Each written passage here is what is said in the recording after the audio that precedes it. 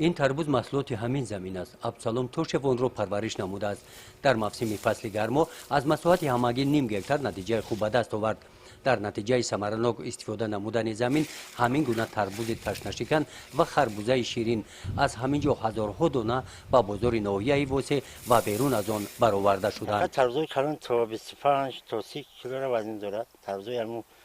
تربوزای تقمی اولیسفات فرانسوز که تربوزای خوشون میشوند. همین شخصا همین چی همین زمین های ابراز تریتوری ابراز.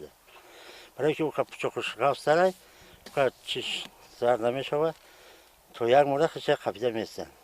تربوز این سال همین کلان وزمین نمیخشرو بعد خربزون خشروشید بعد رجولی قدش 1 متر درازی بود. شغل ابسالوم دهقانی بوده. او زمین‌های را اجاره گرفته کار میکند که این زمین‌ها استفاده برده نمیشدند. مثل این زمین که شوره زمین بود و سالیان زیاد استفاده نمیشد. در این زمین همراه اهل عائله مدت 3 سال مهنت کردند.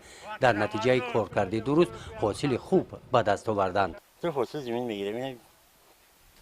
شبود کردیم وش میکنیم، جانم درازیم جوگرش میکنیم، با تربوز میکنیم، با یکون محصول یا شالش میکنیم. خیلی شکرانه هم زندگیمون پیش میبریم. جانوری حاصل زمین ماهیون آغاز گردیده. تا به حال زمین پر از محصولات می باشد.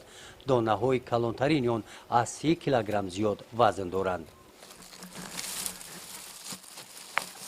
این نوع تربوز که نامش را سفیدک نام میبرند حالا در انکشاف است. بعد 1 ماه پخته میرسد و تا ماه مرد نگاه داشتنش ممکن است.